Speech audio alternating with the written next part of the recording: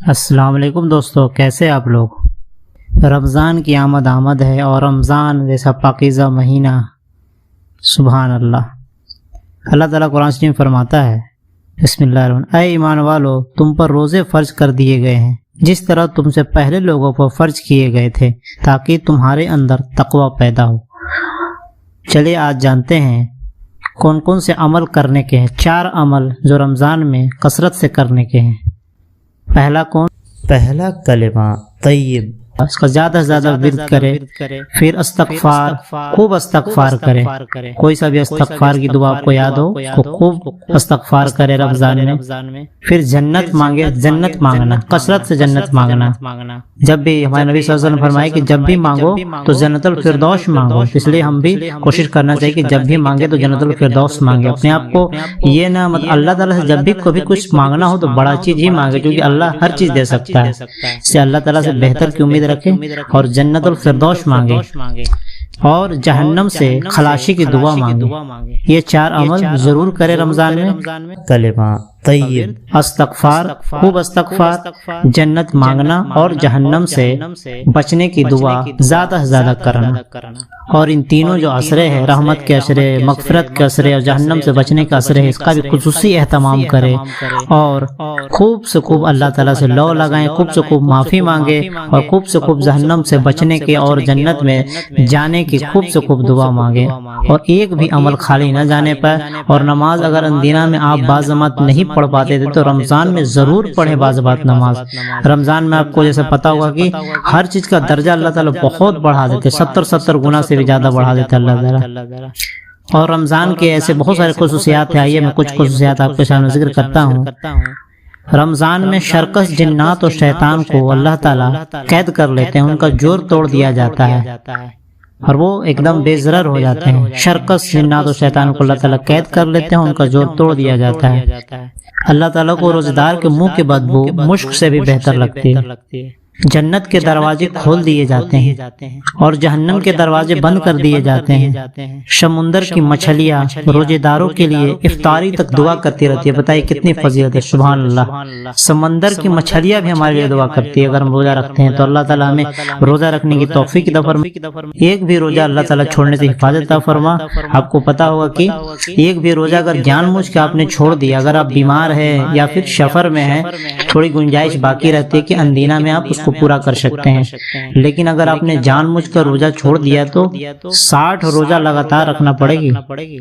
تو آپ سمجھ لیں، اس لیے کوشش کریں کہ روزہ کو جیسے بھی کرے کمپلیٹ کیا جائے۔ ایسا نہیں کہ آپ ایک دن مطلب کوئی بہت بڑا مسئلہ نہیں روزہ رکھنا، کوئی عجوبہ بات نہیں ہے۔ آپ ہمت کریں، حوصلہ کریں تو آپ روزہ ضرور رکھیں اور کسی کا پرواہ نہ کر۔ ہوتا ہے کہ کئی گھروں میں ہوتا ہے اور کئی جگہ میں نے دیکھا ہے کہ جیسے کہ بچپن سے عادت نہیں ہوتی ہے تو ابھی عمر آ جاتا ہے، مان لے کہ 10 سال ہو گئے، 11-12 سال ہو گیا، تو اس ٹائم ماں باپ کا فرض بنتا ہے کہ بچوں کو تھوڑا تھوڑا ہمت دلا کے روزہ رکھوائے۔ لیکن ہوتا کیا ہے کہ زیادہ پگھل جاتی ہے جلدی، تو بچے کو تھوڑا سا بھی تکلیف میں نہیں دیکھنا چاہتی ہے، تو بولتے بھی رہنے دو، اگلے سال سے رکھ لینا، اگلے سال نہیں۔ ایسا نہیں کریں، جب بچے کو من ہے روزہ رکھنے کا تو اسے ضرور رکھنے کی ہمت بڑھائیں، پروتساہن دیں اور اس کو کافی ہمت دلائیں روزہ رکھنے، کیونکہ یہ نیک عمل ہے۔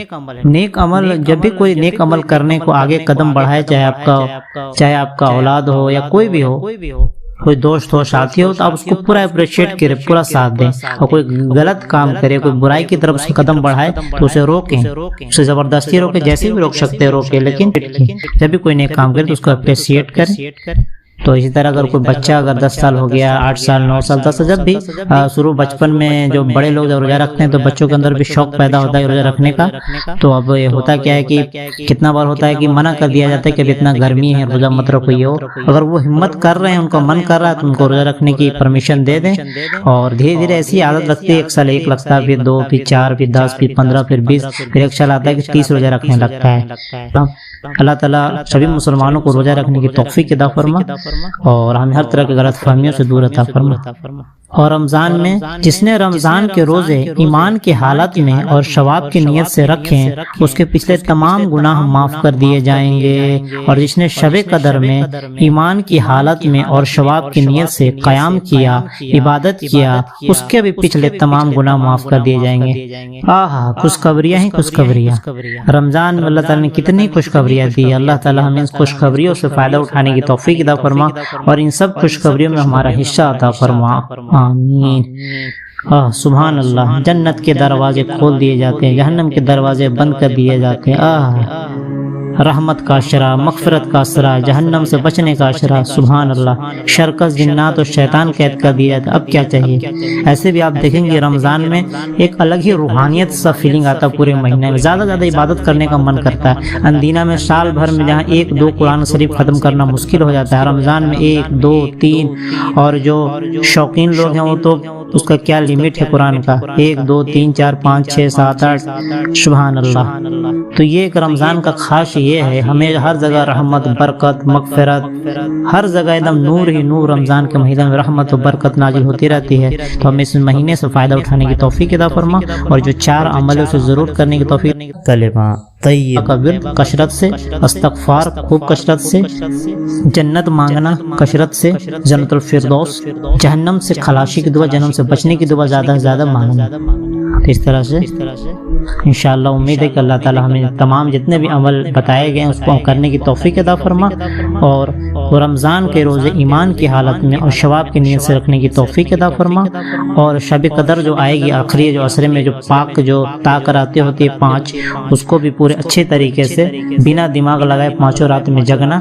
چونکہ ہوتا کیا ہے کہ کتنا بار لوگ 27ویں کو ہی مان لیتے ہیں، لیکن ایسا نہیں کہ آپ 5 رات میں جگے بنا دماغ لگائے. چونکہ یہ سال میں بس 5 ہی رات ہے یہ تاک، اس میں کون سا رات ہو جائے بھائی جو 1000 مہینے سے بہتر ہو.